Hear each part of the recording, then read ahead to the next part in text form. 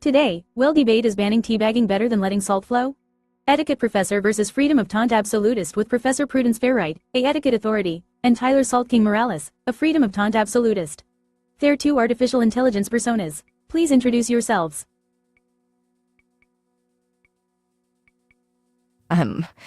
Good day, esteemed audience and fellow digital denizens.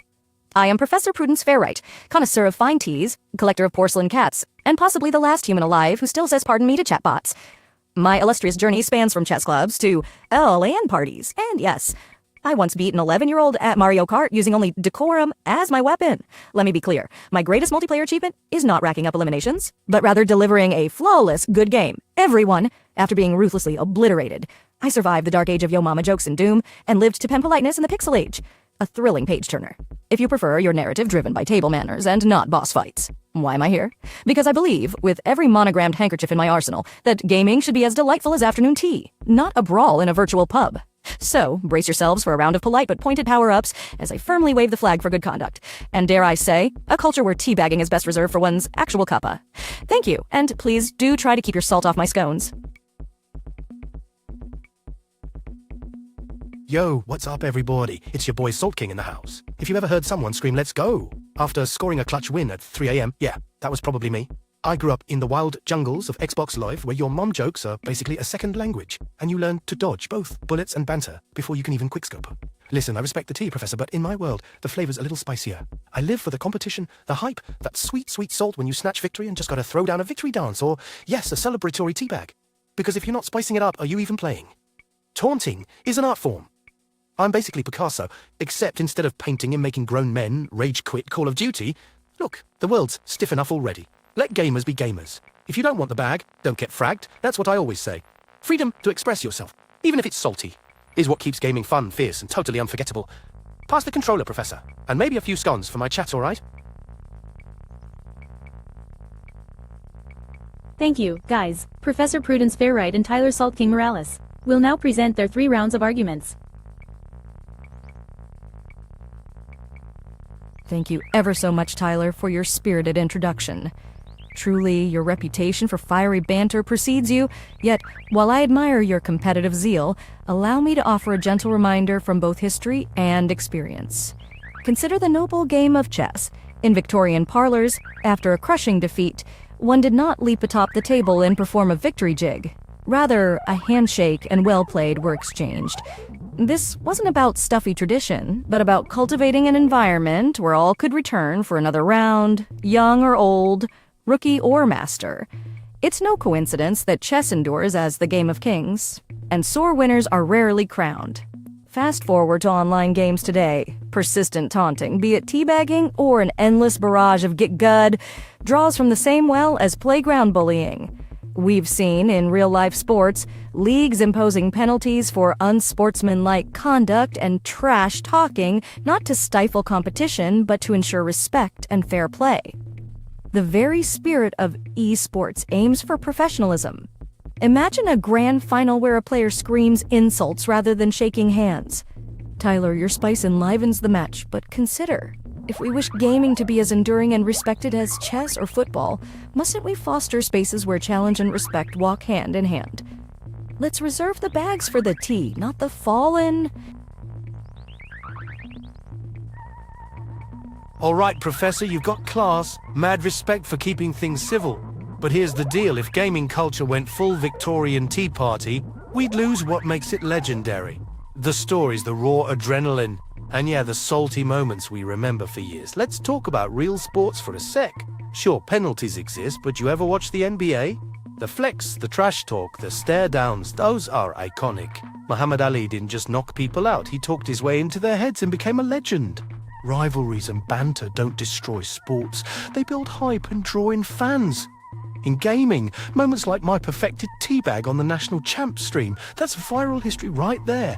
Millions saw it, laughed, maybe even trained harder to give it back. If the fighting game community banned pop-offs, we'd erase EVO moments. No Daigo's roars. No nail-biting showdowns with the crowd exploding. The whole scene would be as bland as a scone without jam. With all due respect, Professor, we don't build lifelong friends and memories by talking like chess grandmasters after every round. We do it by embracing our personalities, our victory dances, and yes, even our salt. Gaming isn't just about decorum. It's about passion, pride, and leaving a legacy people will actually remember. Oh, Tyler, darling, your respect for salty lore is positively heartburn-inducing. I do adore a little spice in life, even add a dash of illicit nutmeg to my scones. But you seem to believe that manners and memory-making are mutually exclusive, which is as false as your claim to be the Picasso of taunting. I'm sure Picasso never squatted on any masterpieces. Let's be frank. The legendary stories you so fondly cherish, half of them involve someone rage-quitting or smashing a controller into a wall. I've yet to see a highlight reel where a heartfelt good match friend goes viral for causing an aneurysm in the commentator's booth. Passion is grand, yes, but so is not receiving hate mail written entirely in caps. You compare yourself to Ali, an admirable figure indeed. But Ali knew exactly when to turn the bravado into sportsmanship, and he'd never have shoved his posterior in someone's face after a knockout. Even in football and the NBA, excessive taunting gets you a foul. Those rivalries you revel in, they're legendary because they walk the knife edge. One step too far and you're the villain, not the hero. So yes, Salt King, let's keep the pop-offs. But must they always involve an anatomical lesson on digital squatting? Trash talk doesn't have to be literal rubbish. There's room for hype and heart without turning every arena into a salty landfill. Remember? Victors who know how to win with grace collect more GGs and fewer blocked lists. Oh, Professor, if I had a coin for every time someone tried to hand me a good match, friend, instead of a proper fight, I'd have enough for a lifetime supply of scones, jam and all. But let's drop the lace gloves for a second. You talk about grace and GGs, but in the thick of battle, nobody's typing up poetry. They're living in the moment and feeling that rush. It's not rage quitting if you're breaking new world records for speedrunning back to the main menu. Sure, you like your rivalries with a spot of tea, but out here in the wild, it's the legendary taunts that keep players coming back. Remember Daigos' parry in Street Fighter? The pop-off was almost better than the move.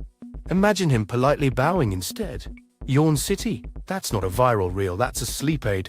And let's talk about villains, Professor. Every story needs them. Doctor Doom, Bowser, even Sherlock needs a Moriarty. Salty moments give us heroes, underdogs, and epic comebacks. If we all played like the Queen's Guard, gaming would just be a formal dinner party where the controller's replaced with a butter knife. So sure, let's keep it respectful. But if I have to choose between being blocked or being remembered, pass me the digital tea bags, because I'd rather be iconic than blandly polite for the ages. Why, Tyler, your arguments are livelier than a Discord at midnight, and just as prone to questionable memes. But let's give them a little polish, shall we? You say it's not a fight without a taunt, but last I checked, even the fiercest gladiators bowed before they battled. Iconic moments come from the struggle and the skill, not from turning victory into a WWE audition. If gaming needs spice, may I suggest an actual seasoning rack rather than the digital equivalent of rubbing chili powder in a fresh wound? You insist players won't remember good match.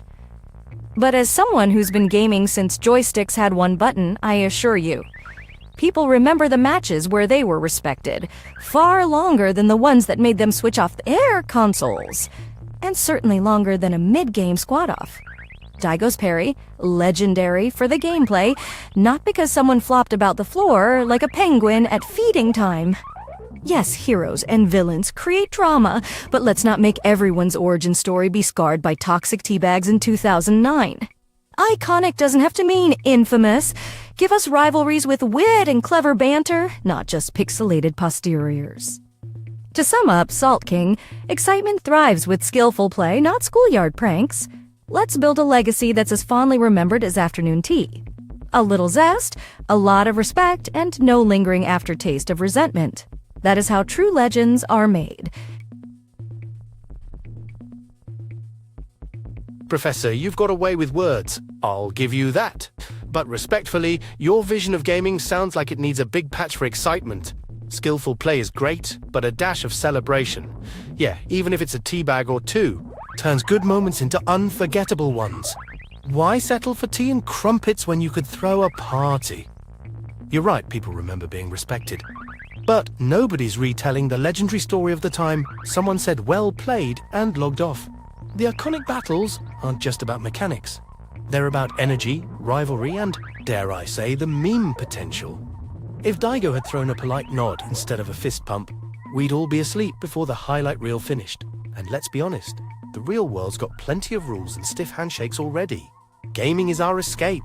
A little harmless razz, a friendly pop-off, and yes, the occasional spicy squat are what bring color to our digital lives. Without that edge, we might as well be playing virtual bingo. So to wrap it up, let's have respect, absolutely, but let's not mute the fun and fire that make gaming legendary. No one ever went down in history for being politely forgettable. Cheers to throwing down, standing out, and being remembered for more than just good manners. Thank you for your speeches. Someone from the audience will now make a question to Professor Prudence Fairright and Tyler Salt King Morales.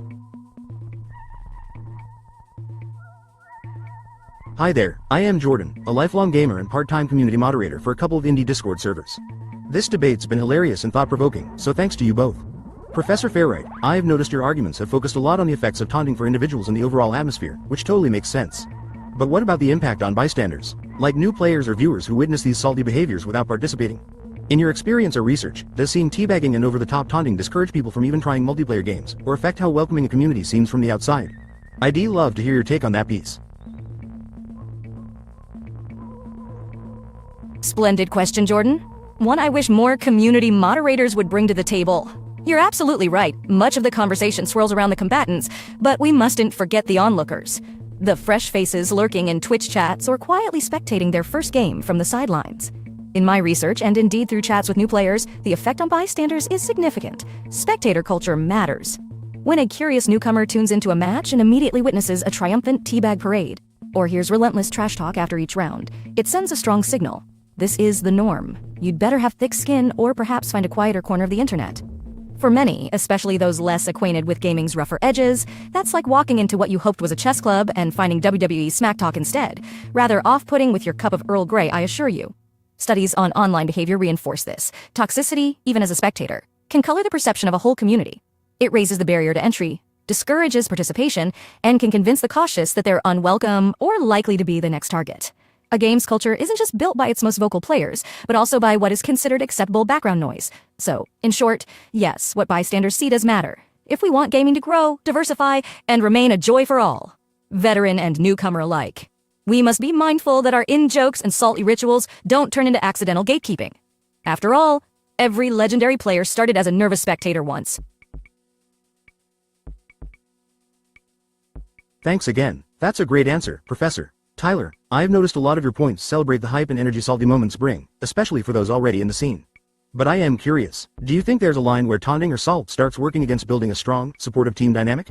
For example, in games that need coordination, have you ever seen salty behavior actually hurt teamwork or communication? Or do you think it always adds fuel, never friction? Would love your thoughts.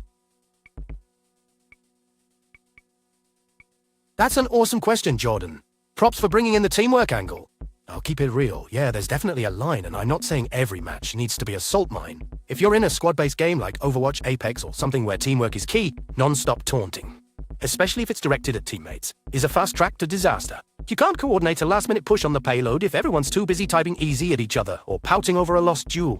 Good teams know when to hype each other up and when to dial it back. Honestly, some of my best clutch moments came from goofing around after the match, not during a tense push. And if someone's salt is killing the vibe, trust me, it doesn't take long for a team to either mute them or vote kick them. You learn pretty quick that if you're there just for the taunting, nobody wants to squad up with you next round. So for me, salty moments are best when they're lighthearted or after a hard-fought victory. Celebrating, not sabotaging. If your trash talk breaks the team instead of building hype, you're doing it wrong. It's all about balance. Keep the banter friendly and the teamwork tight and save the spicy highlight reels for when it won't mess up your win streak. The debaters now have a minute to talk about something they regret not bringing up to the discussion. Ah, Jordan, you've uncovered my true regret. Aside from not investing in noise-canceling headphones before joining Tyler in this debate, If I had my wits even sharper, I would have brought up the tragic plight of digital furniture. The number of innocent keyboards slain by post-taunt rage. Oh, it's a statistic that keeps me up at night. A moment of silence for those lost WoWSD keys, please. And Tyler, as much as I've admired your enthusiasm, I simply must award you the golden saucer for worst argument when you said, if you don't want the bag, don't get fragged. By that logic, my dear boy, if I don't want bad weather, I simply shouldn't leave the house. Or perhaps if I don't want spoilers, I should avoid the internet entirely. Oh, the power we would have.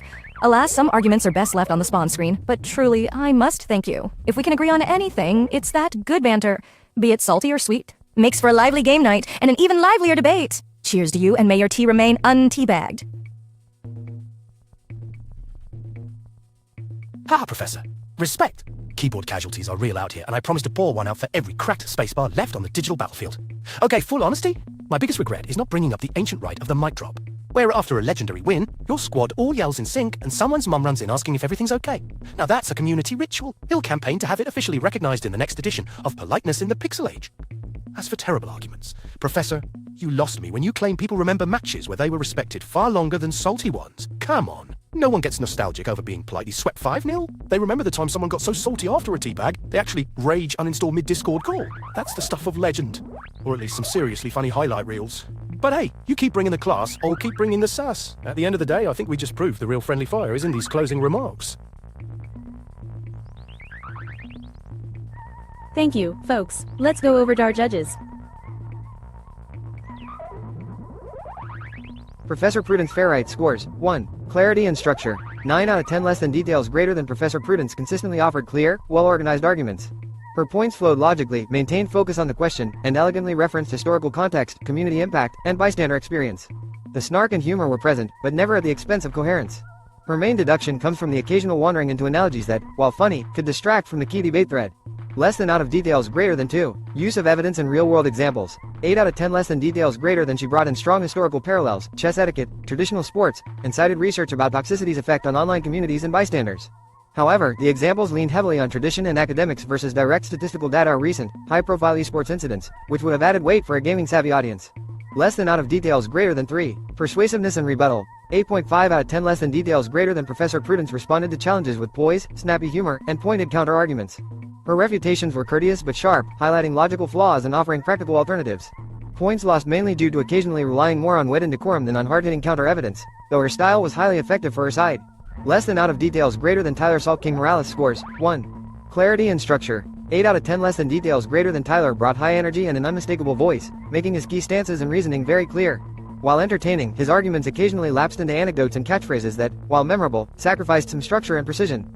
Especially when excitement overrode organization. Less than out of details greater than 2. Use of evidence and real-world examples. 7.5 out of 10 less than details greater than he referenced iconic figures and moments. NBA trash talk, Muhammad Ali, Daigo's Perry. That resonated with the audience, giving weight to arguments about hype and memorable stories. However, some claims relied on personal experience or internet legend rather than universally recognized data or studies. More direct references to community metrics or studies would have strengthened this metric. Less than out of details greater than 3. Persuasiveness and rebuttal. 9 out of 10 less than details greater than Tyler excelled at engaging the professor's points, countering with humor, relatability, and a strong sense of community culture. His explanations of the fine line between fun and toxicity, especially regarding teamwork, were balanced and persuasive. His energetic delivery and memorable zingers made his persuasion exceptional, if sometimes light on rigor. Less than out of details greater than. What are your opinions about the debate? What would you like to see ICE debate next? Keep questioning.